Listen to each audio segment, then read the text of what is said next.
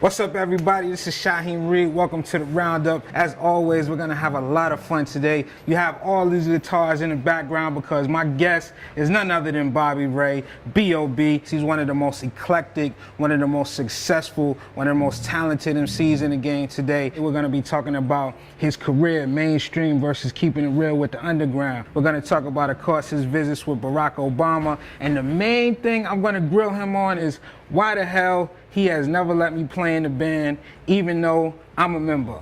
Right here in the Roundup today.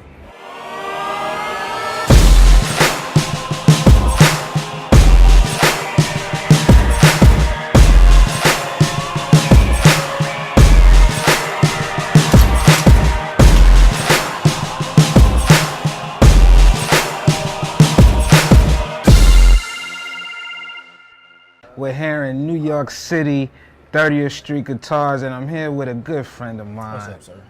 Been rocking with him since day one. Since day one. You started playing the guitar when you was about 18, 19 years old. Yeah, I was about 19 when I picked up the guitar. It was really off the whim of my brother. He was like, "You know what you should do? You should start playing the guitar, man." And I was like, "All right, I think I'm gonna do it." And so I took a couple lessons at first, but you know, my attention span, man, I'm just one of the people, I like to just, you know, learn, pick up some stuff and take it on my own and just teach myself. So, like, when I grew up, I played the trumpet and my sister played the keys and I picked up piano from her. So, because I understood music theory, I was able to apply it to the guitar. So, you know, from there, man, I just took off with it.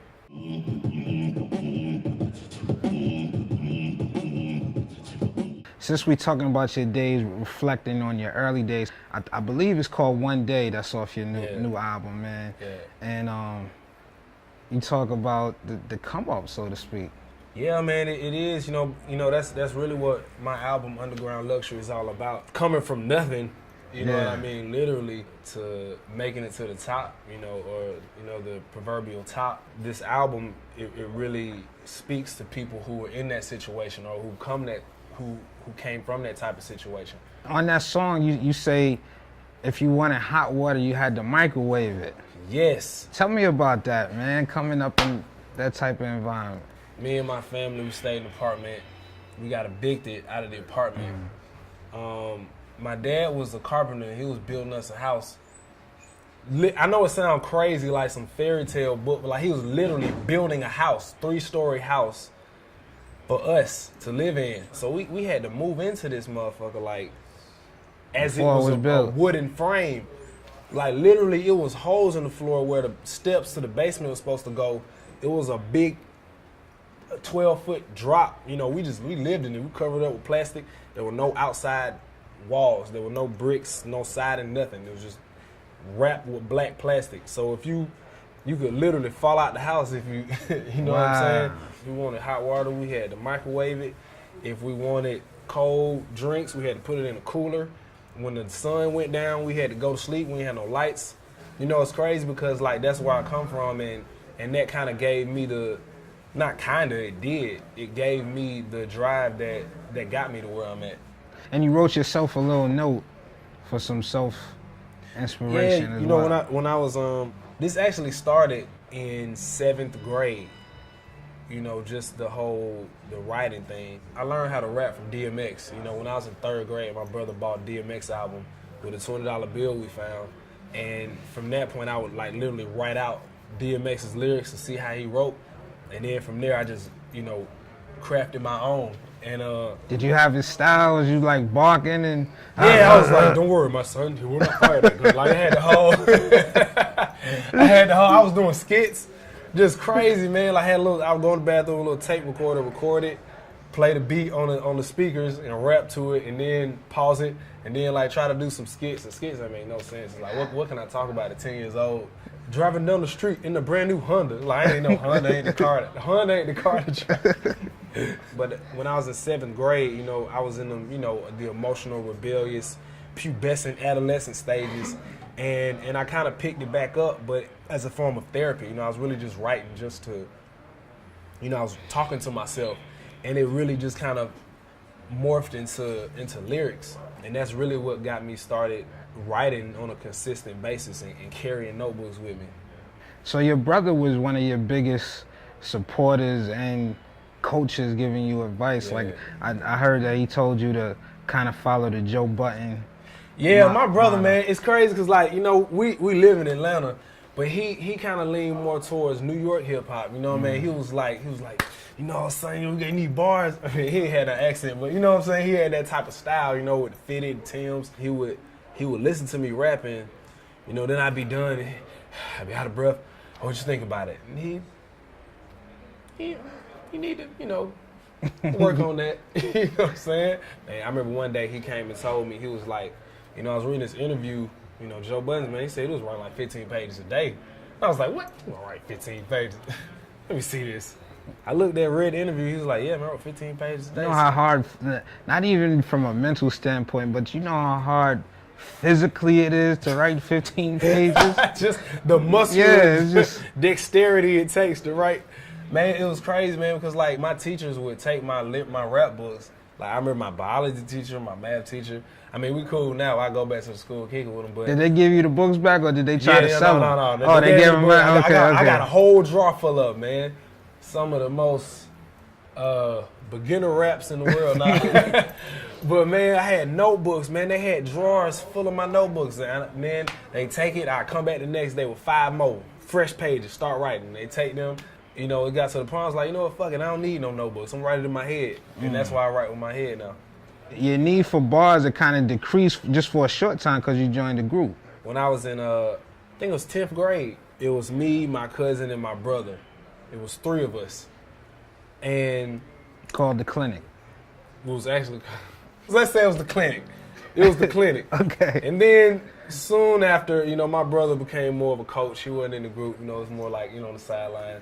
And so it was me and my cousin, the Clinic. And we wanted to get who's my manager now. We had to show him, B Rich. We had to show him that we were, you know, serious about it. You know, we recorded, and I finally got our music up to par to where he felt like it was something he could work with. And when I was in the 10th grade, we had this talent show. And I don't know what I had planned.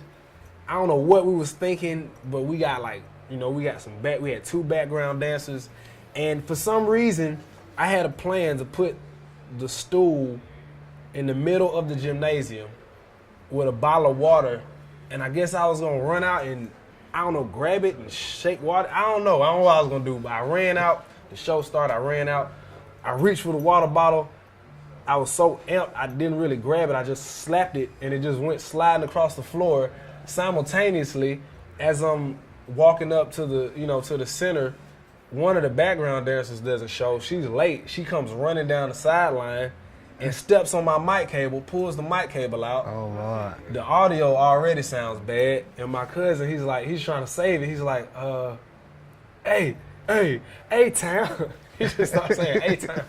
And the crowd starts booing, man. It just felt like, it was just like, man, this ain't fair, man.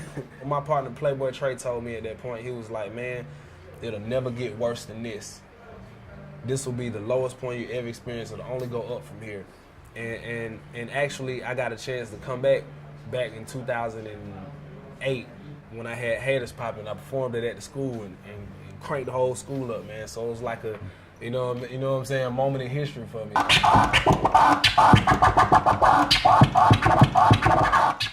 You talk about coming back to the school performing Haters. Yeah. That was like the breakthrough record. I remember the first time just seeing it on like MTV Jams, and I was like, oh, he's ready to move now, man. And it was actually in the movie Step Up 2. Yeah. They used it in the movie. But like that was the first song that really, you know, gave me a taste of what it's like to have a hot club song. You know, I did a lot of shows through the Chitlin circuit in the South, and you know what I mean. That was like my first run. So it's crazy because it's circling back around. You know. Your first album, Adventures of Bobby Ray, man. First of all, you come out the box 2 smashes. But people don't know that it took a little time period to get up to that place. Yeah. Like, I remember there was even whispers about you wanting to retire before the album came out. The first 2 singles that really, you know, did tremendous numbers for me. you know, it definitely was solidified by the foundation that I built earlier with all the mixtapes and all the traveling. I was really putting out mixtapes because I didn't really have a strong vision for exactly what I wanted to do. You know, I would put out song after song and mixtape after mixtape, you know, all different types of music and all different types of you know, I've really been doing the same thing. It's just with the Adventures of Bobby Ray, you know, I had them 2 records that knocked it out the park and really shed light on what I was doing.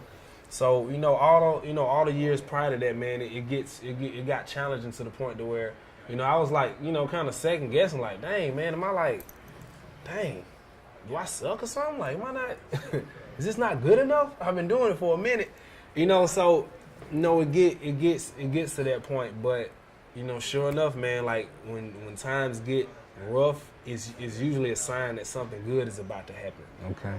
Now, how much did it jump pre and post your trips to the White House with Obama? You know, it's some rappers that have sold a few more records than you. There's some rappers that have been in the game longer than you. A lot can't say that I'm chilling with Barack, baby. I'm chilling with Barack. Hey, you see this picture? Yeah, that's Barack. Nah, man, that would have been my album cover, personally. I remember the first time meeting him, man.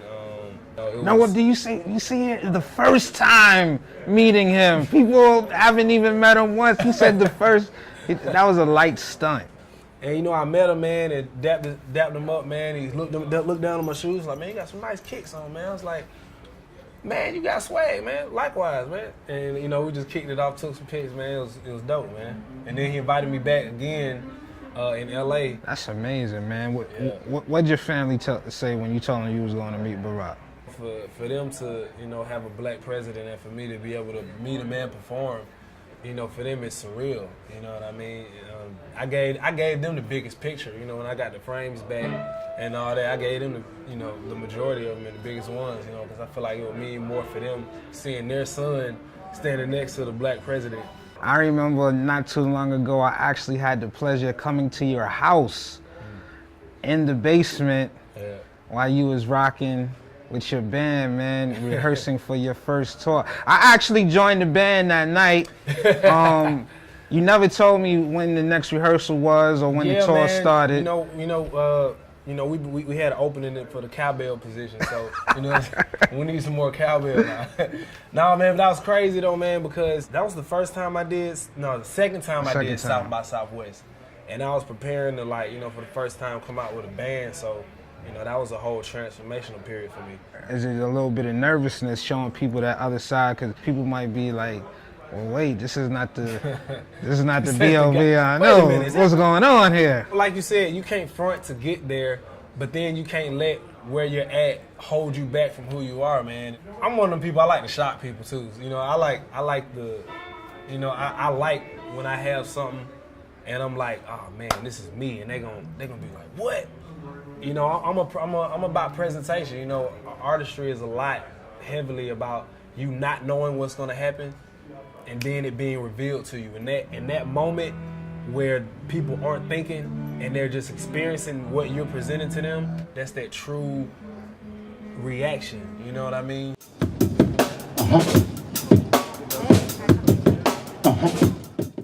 Now with this album, from what I was hearing, you get a lot more club bangers on this one, this new Underground Luxury. Yeah, you know, I think it kind of shows what life is for me right now.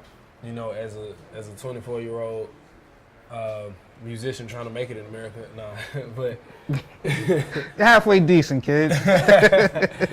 My whole childhood, man, I never really had the chance to, like, you know, hang out with friends in my house, invite friends over, have parties at my house. You know, I worked the Subway, I started hustling snacks.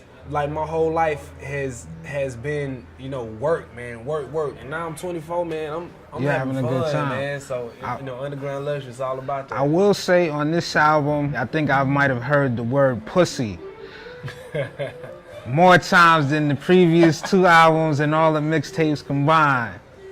I mean, you know, though, those two syllables, man, are some amazing. That's where life comes from. Yes. 'Cause I think people, when on this underground luxury, they're gonna hear you more in the clubs and more talking to the ladies. But do you ever have that tug of war where it's like, man, I still can't forget my big. I will say that recently, you know, in recording my project, I did kind of hit a few hiccups where I felt like, well, man, like I want to talk about some, you know, I want to talk about some political shit, you know, some shit that's going on in the world, you know. You like have a song on there where you say it might scare some people. Yeah, man, like, you know, I actually just released a song this week called Through My Head, and it's kind of me just kind of, you know, getting thoughts off my head that, you know, stuff that I think about, you know, and I feel like in today's world, you don't necessarily have to be just a conscious rapper and you can't enjoy the club, or you can't just be a club rapper and not talk about something that is thought-provoking. And so, you know, I embody all of that with this project and just make it cohesive. I did have one beef with it. I was not invited to the lyric video shoot of Headbands. I wasn't invited to that. I didn't understand that. The way my email account set up, I couldn't. TIP, Hustle Gang, man. What is it like being a part of the new formation of what he's bringing to the table? Because, you know, we all know Grand Hustle, but now you're kind of the flagship, the franchise for this new vision that he has.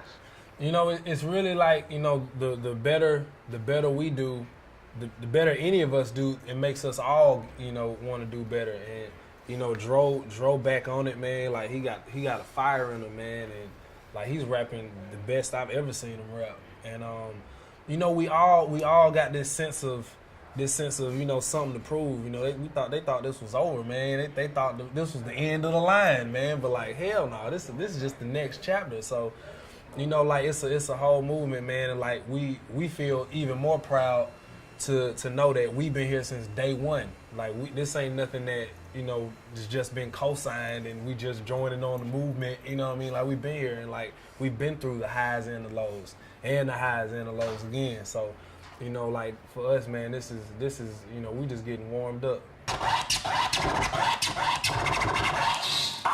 Since you worked at Subway, what's your favorite Subway sandwich?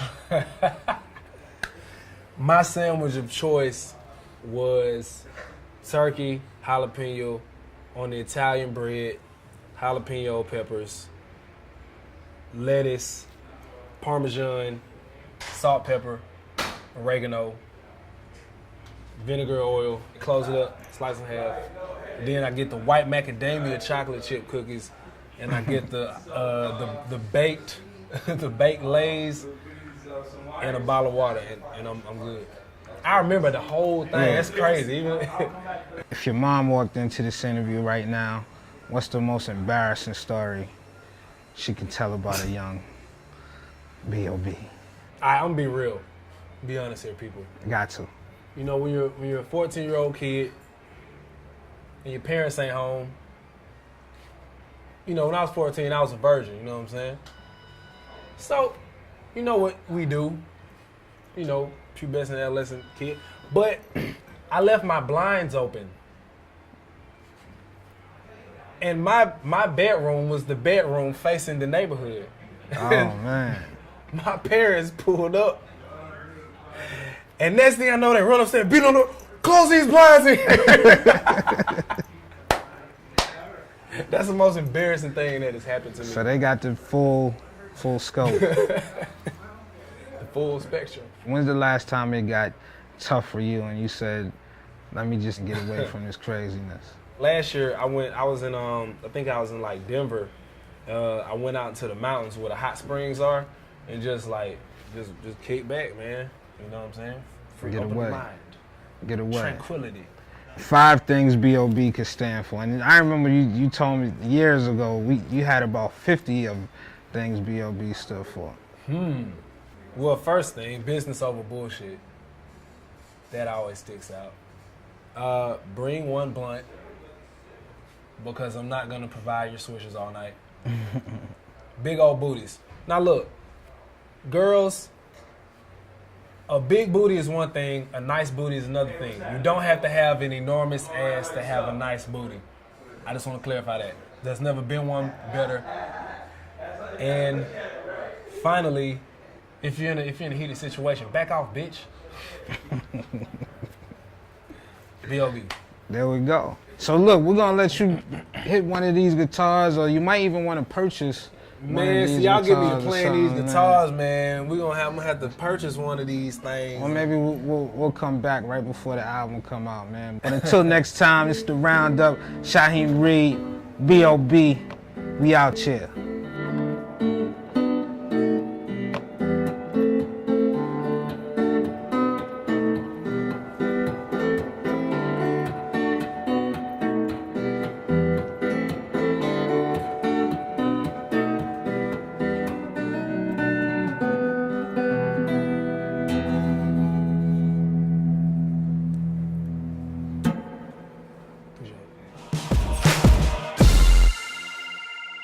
His visits with Barack Obama, and the main thing I'm gonna grill him on is why the hell he has never let me play in the band, even though I'm a member. Right here in the Roundup today.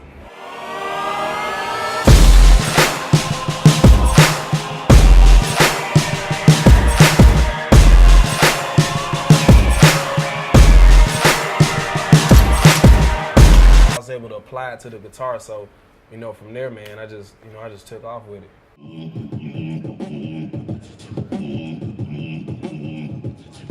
Since we're talking about your days, reflecting on your early days, I believe it's called One Day, that's off your new album, man. Yeah. And you talk about the come up, so to speak. Yeah, man, it is. That's really what my.